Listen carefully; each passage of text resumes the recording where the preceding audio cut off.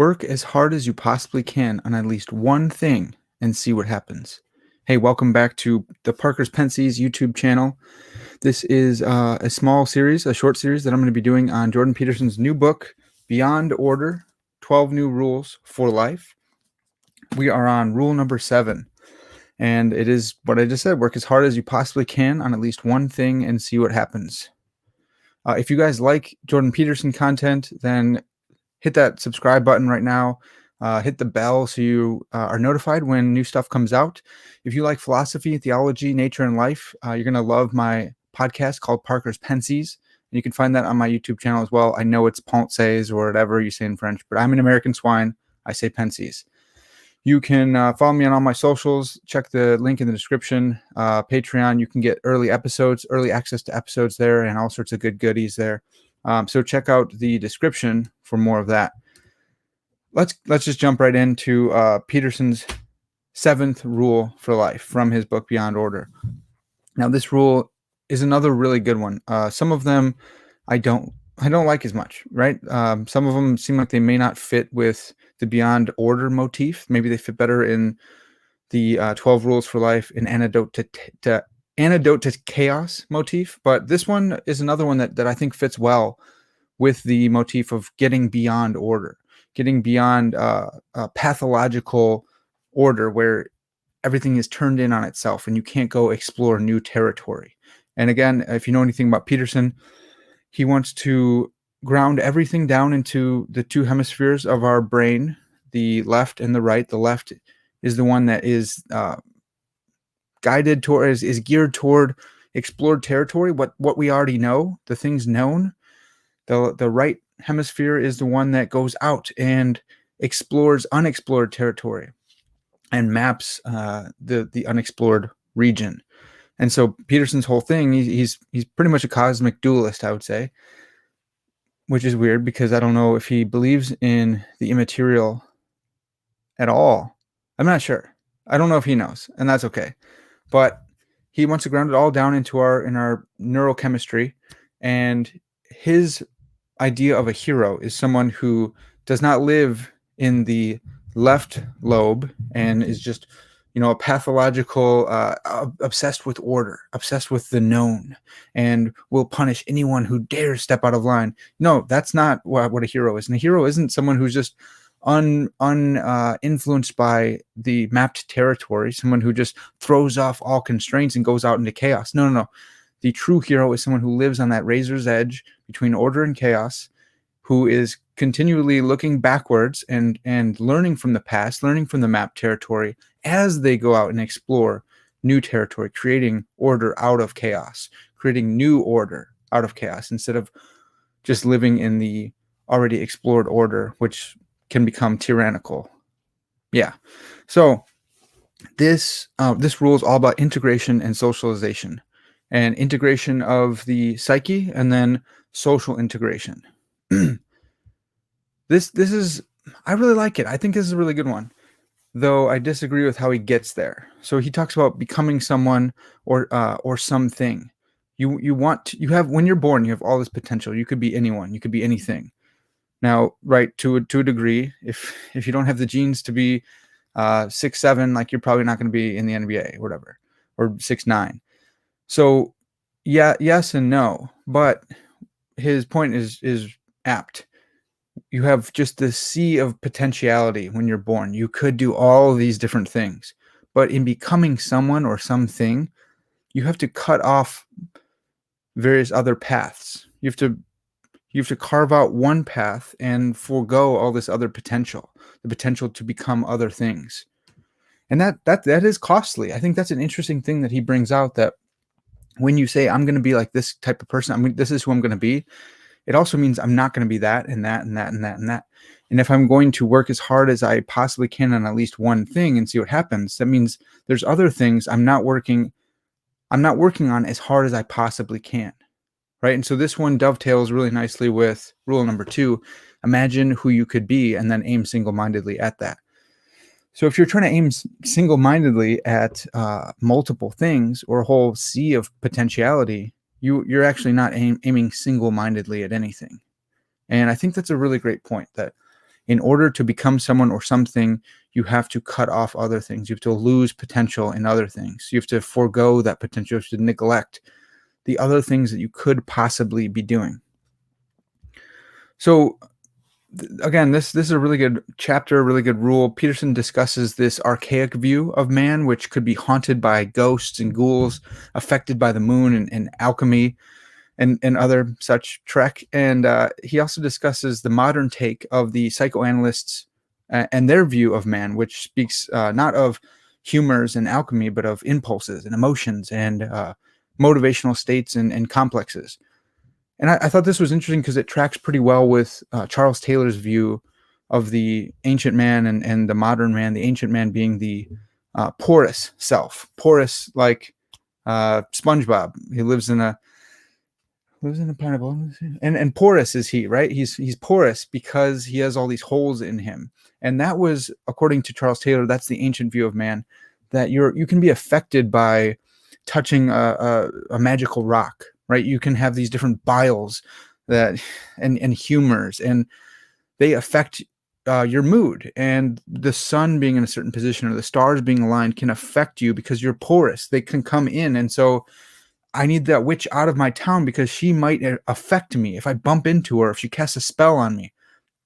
So it is more like mystically, I think disproven view of man. I don't think we are porous in that self, but that does shape our culture a little bit in weird ways as we've let go of that view. But the modern self is the buffered self, and there's a buffer around us that I affect me, and this is more of our understanding today, that I affect me, that I can stop things from getting in. Just because I touched a magical rock does not make me unclean, or will not get, if I drink from some magical fountain, I'm not going to live forever. Or I don't care about the moon. Wherever it's at does not affect me at all. I'm buffered. I have a buffer between me and the external world. I thought this was really interesting how Peterson maps these two, how these two map onto Charles Taylor's analysis of the porous and buffered self. But nonetheless, the psychoanalyst picture, while still acknowledging like the buffered self, it still finds a powerful battle for the integration of the ego. The ego has a strong battle to fight for internal union of the self.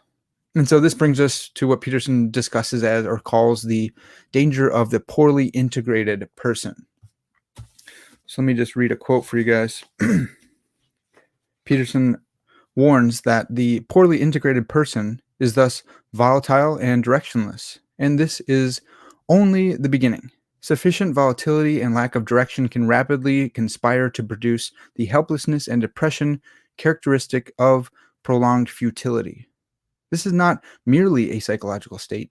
The physical consequences of depression often preceded by excess secretion of the stress hormone cortisol are essentially indistinguishable from rapid aging, weight gain, cardiovascular problems, diabetes, cancer, and Alzheimer's. He goes on, though, and says the social consequences are just as serious as the biological. A person who is not well put together overreacts to the slightest hint of frustration or failure. And then he continues, but this last line here is fantastic. If you aim at nothing, you become plagued by everything.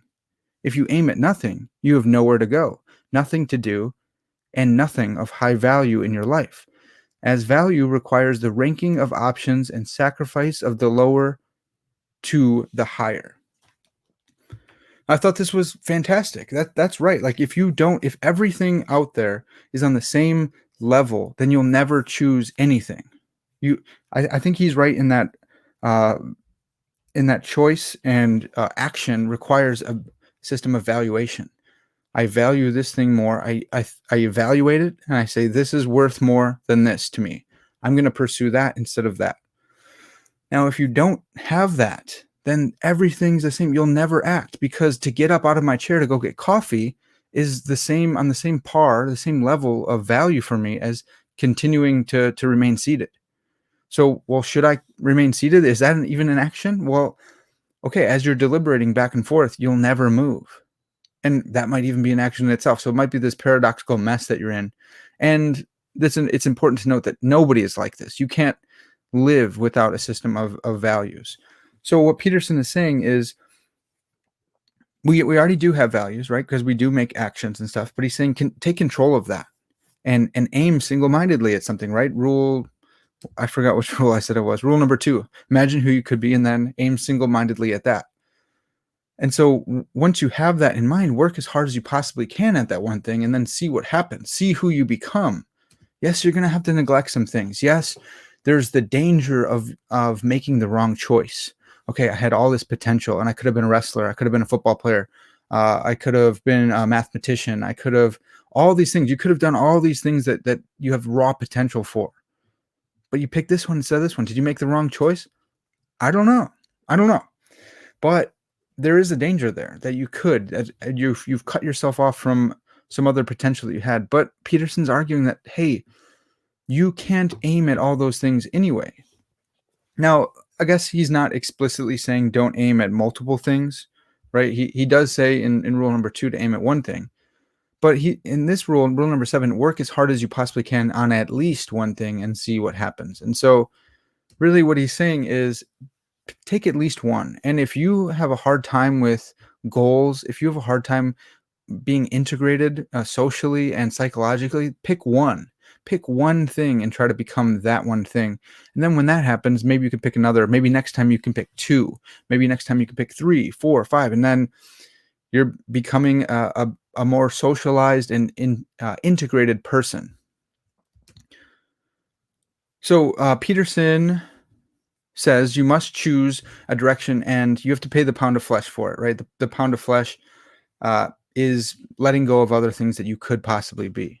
But then he goes on to explain that integration historically in our lives is aided by our parents who teach us as children to solve problems for ourselves, right? So we're like this little screaming thing crying out for all different things, and our parents put stuff in front of us. What do you want? Do you want this? Do you want this? Do you want this? Oh, this made them stop crying. So there is this like internal wants, but your parents are helping to integrate you. And the best thing they can do is start to help you learn to solve your own problems. How would you solve this? Who are you? Who are you going to be? Are you someone who can solve your problems? Are you someone who likes this instead of this? So initially that fundamental integration is aided by our parents or guardians or adopted parents, whoever's playing that role of the parent in our lives. But after that, and maybe even, alongside, because our parents are with us for, well, it depends, man, whatever your family's like, but traditionally our parents are helping us through adolescence and on forward. But during that time, Peterson argues that your integration psychologically is also being helped and aided by your friends and your peers. And this is through playing games. And I believe he's pulling from Jean Piaget here, though I didn't see an explicit mention of it. But he's talking about how games are necessary because without a game, there's no peace. There's only chaos. So it's important for children to have a set of rules to live by. Well, not to live by, but you're playing a game. You're playing dodgeball, and there's a set of rules, and you're living by those in the moment. And it gives you this order that's needed in order to rank yourself with other children, in order to know who you are, in order to be integrated. What do I want? Do I want to smash this kid in the face and be like the epic boss, or do I want to dodge and be like the really agile kid? Do I want to jump in front of that girl and protect her, and then I get to be like the hero in that way? So you're through play, you're integrating yourself, your psychology. I think that's great. I love anytime Peterson talks about play. I think it's really helpful. But it's from here that he moves on into Christianity and the Christian system. He says that Christianity was the game that brought unity to the multiplicity of Europe, which in turn civilized it. So you have Europe, you have all these disparate clans, you have all this multiplicity of different people groups and different gods in different regions, and they're all like pagans, and they got different paganism going on. And then Christianity rolls through and provides this unifying system by which they can all by which Europe itself can be integrated. And he does make a caveat here and says it didn't have to be Christianity. It could have been Buddhism, it could have been Jainism, it could have been something else. It seemed like Christianity came through, so I don't agree with. I'm a Christian, but it seems like Peterson doesn't agree with that at other points where he does kind of seem to elevate Christianity, but then again, he at other points says Christianity is just the one he's most familiar with. So I don't know. We can analyze it or critique it in a little bit, but Peterson says that after the self is more integrated through play and through the guidance of your parents, one is ready to then take on more serious games like jobs and professions. So once one is psychologically integrated, then they can go on to be socially integrated, and this happens through apprenticeship, which is necessary to be socially integrated. So if you think of a tradesman and they go into bricklaying, you have someone come along and say, this is, I'm going to show you the ropes, right? I'm going to show you, this is how you lay a brick. This is the convention. This is what we must do because of our job. Our employers say you have to do it like this, because OSHA says you have to do it like this, because I say you have to do it. So you're inheriting these rules, and it's giving you this social, this social game to play. Hey, I want to follow these and be really good at these because I'm young, I'm an apprentice, I don't know what's going on, I have all this potential in front of me. And you are, Peterson calls it outsourcing our, man, what did he call it? It was so good. We're outsourcing our, I'm not going to get it. Outsourcing our intellection, outsourcing our,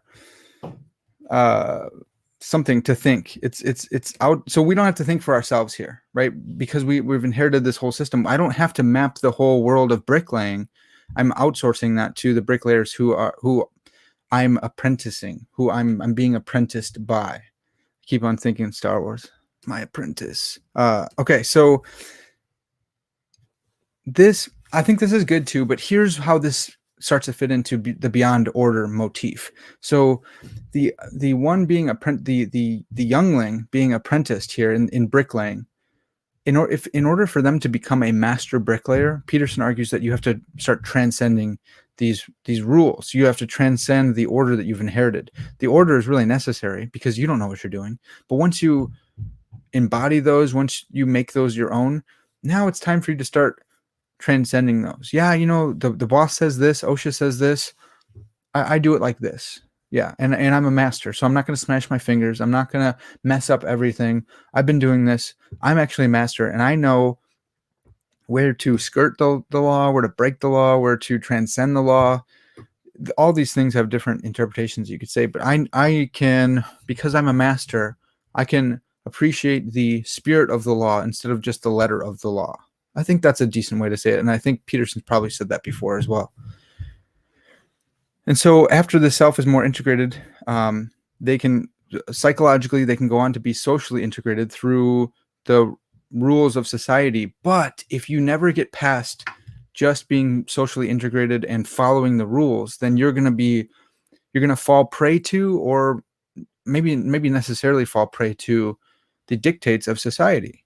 You're never going to find a union between the psychological and the social integration that's necessary. And the psychological integration comes from youth, right? From that. But then you need to have the courage to be able to stand up to society, right? And Peterson makes this point in other rules. And so you need to become a master of social integration in order to know when to go against the grain, when to go against the inherited tropes and norms and rules and codas and all those kind of things.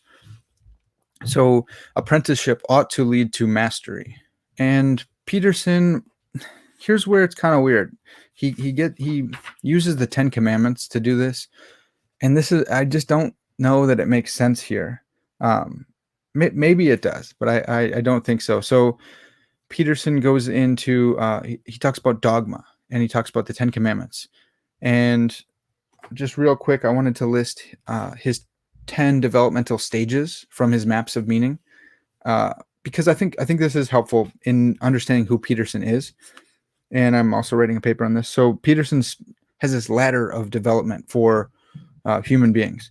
They start with action. That's just out there acting around. And then you have imitation. So you have someone imitating an action that you like. Then you have play. We've talked about that, right? Play, you have a set of rules, and you don't always know the rules, but you kind of learn them as you're in it. It's kind of a tacit knowledge, Michael Poliani type stuff. Then you go to ritual, and ritual is like the passing on of the play.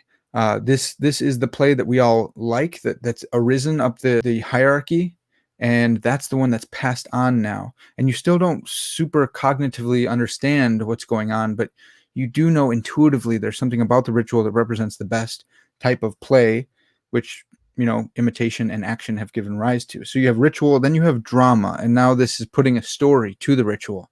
Why do we do this ritual? Well, here's a story to help encode that, so we can pass on this ritual to others, and that intuitive sense can continue on in maybe a deeper way, because now the story's out there and you can edit the story yourself and draw out new applications and implications. And then you have so that's drama. Then you have narrative, and narrative is a more explicit sense of drama. Narrative is a full story instead of just, I'm not sure. They're pretty close there, right? But narrative sounds more explicit, and it is higher up on his thing. So he is saying that. So I'm just getting caught up by the semantics of drama and narrative here. Then from there you move on to myth, and this is just higher up. Myth is encoded moral information. I would say that myth is where the moral is starting to be incorporated into it.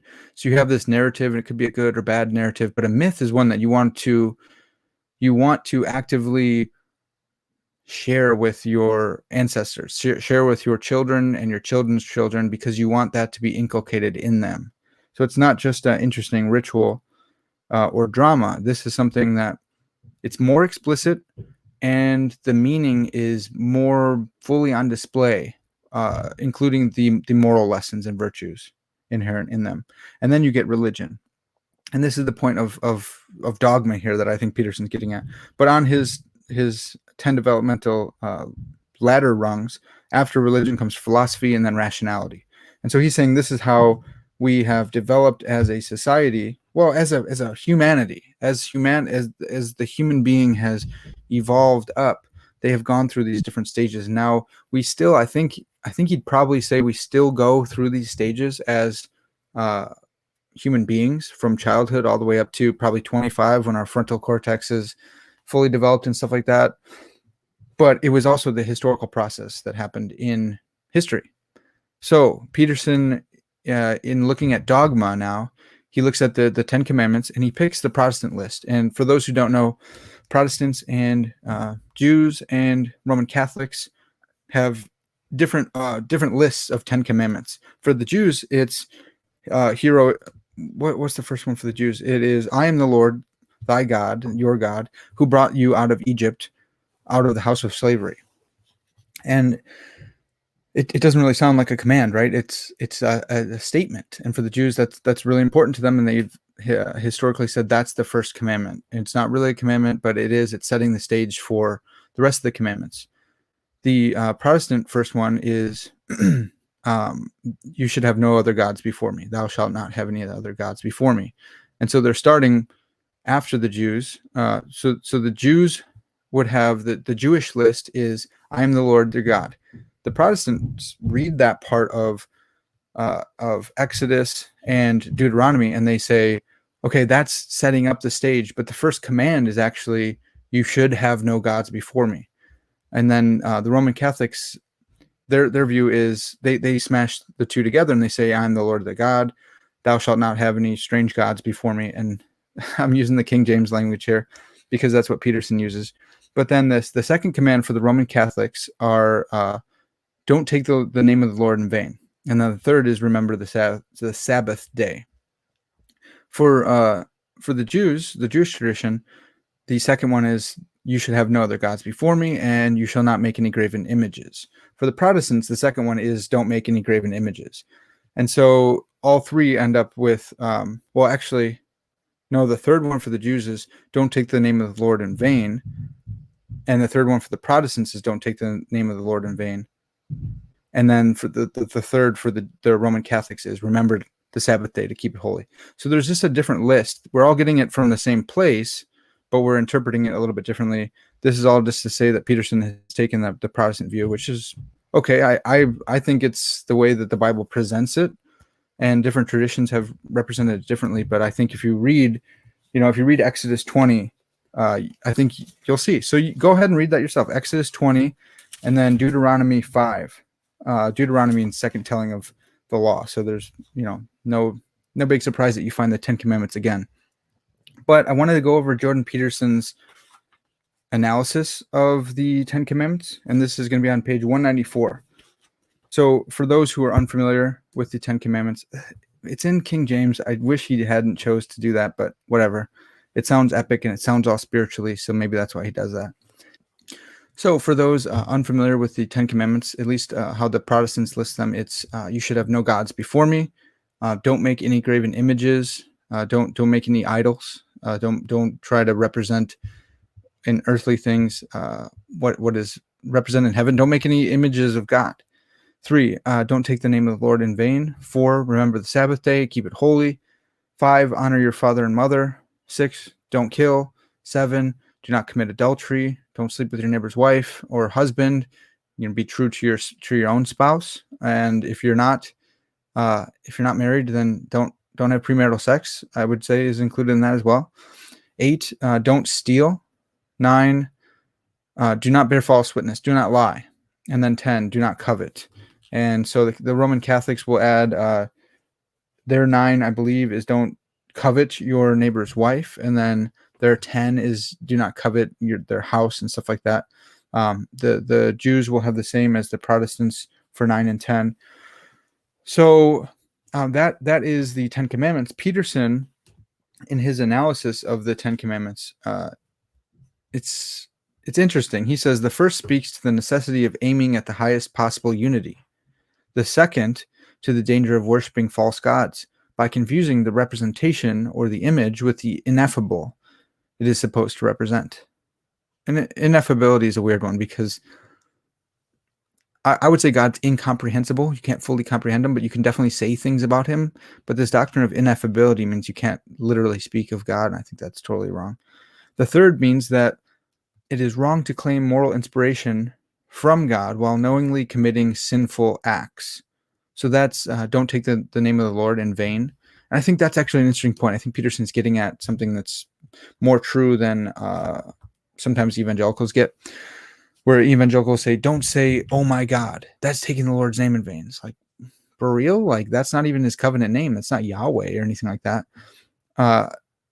Really, don't take the Lord's name in vain. Don't say you're representing God and do something totally against God. Don't use his name as a curse either. And that's where people are saying, don't say, oh my God, right? But don't take it lightly. Don't misrepresent God. Don't take his name in vain. It's a really serious thing, but it doesn't just have to do with his name, right? It's deeper. So maybe if it does include not saying GD and stuff like that, well, I think it does include those, but those are like so surface level. It's deeper than that. I think Peterson's tapping into that deeper meaning there, which I think is really good. I'm glad that he caught that. The fourth means that it is necessary to leave time to regularly consider what is truly valuable or sacred. The fifth keeps families together, mandating honor, respect, and gratitude from children as just reward for the sacrifices made by the parents. The sixth prevents murder, obviously, but by doing so also protects the community from potential descent into constant and potential multi-generational feuding.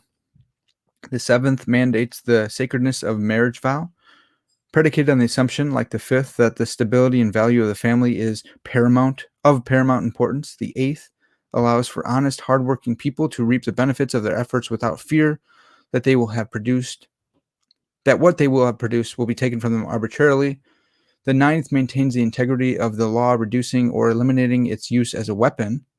Thou shalt not bear false witness against your neighbor. So don't use the law. Don't lie about your neighbor to get the cops to come show up and kill them or beat them. And the 10th is a reminder that envy and the resentment it breeds is a destructive force of the highest power. So then he goes on to say that the core idea is this: subjugate yourself voluntarily to a set of socially determined rules, those with some tradition in their formation. A unity that transcends the rules will emerge. That unity constitutes what you could be if you concentrate on a particular goal and see it through. And he says that this list of commandments should be seen as as rules for a stable society, an iterable social game. And that is true. Like God gave these rules to his people, to the Israelites, in order that they would be able to set up society well. And these weren't brand new. It's not, if they had no recollection of these, if this had no intuitive force, then it wouldn't make sense to them at all. Why? What? No, but this list just says, hey, you know this, and here it is listed. So you can't say, well, I didn't know. Yeah, you did know. It's written on your heart, like you're made in God's image, but also it's right there. Like it's in, God explicitly said it. You have no excuse for murdering and coveting and lying and dishonoring your parents and making all these images of God and dishonoring him, having other gods before him. So I think Peterson's right that this is a minimum set of rules for a stable society. Cool. But if you listen to how he analyzed those, it's like, dude, I don't think you really get it. And I'm going to make this point more clear because Peterson comments on Mark 12, 28 through 34. And this is where one of the scribes comes to Jesus and he says, which commandment is most important of all? And Jesus says, the most important is this: Hear, O Israel, the Lord God is one. That's the Shema, the saying that the Lord God is one. You should love the Lord your God with all your heart, mind, and soul, and with all your strength. And the second commandment, the second great commandment, is this: love your neighbor as yourself. And so Peterson's take on this is a little bit weird. Peterson says, what does this mean?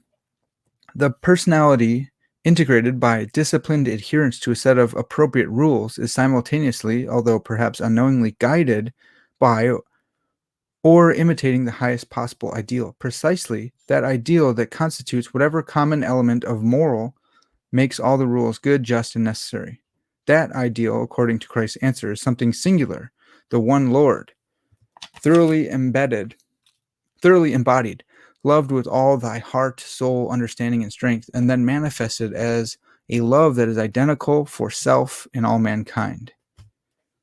Like, nah, not really though, Peterson. Like, it's very explicit. It's very, very explicit. Love the Lord your God. He's talking about an ontological being. He's saying this is the creator God of the universe. He's not saying aim at some high ideal. He's saying love the Lord your God. And how do we know this? Well, because he is representing this is a conversation about the 10 commandments. And in that, the first one is have no other gods before me. It's not have some kind of ideal, right? It's have no other gods. I am your God. The second one is don't make any graven images. It's not just carving and stuff like that, but don't have false gods. Don't have false ideas of God. Don't make up gods for yourselves. It seems like what Peterson's doing here. I don't understand how he could go from love the Lord your God with all your heart, mind, and soul, and all your strength to have this high ideal, aim at this high ideal. That's what Christ is obviously saying. He's not saying that. It's just not. I agree with this rule that Peterson's talking about, but I don't like what he does with it. It just seems like he's really, really stretching here. And I don't quite understand why. So Peterson then goes on to say that Christ transcends the law, and Christ presents himself as both the product of tradition and the very thing that creates and transforms it. Again, man, it's like that's good. That's interesting, but Christ is like calling himself God. There's all these I am statements in the Gospel of John where he says, before Abraham was, I am. And he's calling himself the Logos. He's calling himself, John 1 calls him the Logos, but then Christ is identifying himself with the great I am of Exodus 3:14 and saying, I am. Before Abraham was, I was? No, before Abraham was, I am. Because he's talking about himself as God. There's no was and after, like he is God. And I don't think that Peterson is doing that justice here. I think in psychoanalyzing this part of scripture, he is blatantly, maybe not intentionally, but he is totally obfuscating the intention of the author. Like the 10 commandments were really clear. And then the scribe says, what's the most important? And Christ makes it even more explicit. Love God. And the second commandment is close. It's like it. Love your neighbor as yourself. Love God, love his image bearers. Love God, love his image bearers. Love the actual God and don't make any other idols, right? Like that's all included in that. and love other image bearers as yourself. I don't know, man. It gets me all worked up because I think it's sad that Jordan Peterson's still missing this. And maybe, I mean, he wrote this book and then he had that interview with Paget, Pego. I forgot how to say his name, but maybe he's come around a little bit more since then. Since writing this, I hope he has. But I think his rule can be just as good, if not better. I think it can be better actually, if he's not twisting scripture to his own destruction here. So I'll just leave you guys with this. Peterson says, if you work as hard as you can on one thing, you will change. You will start to also become one thing instead of the clamoring multitude you once were.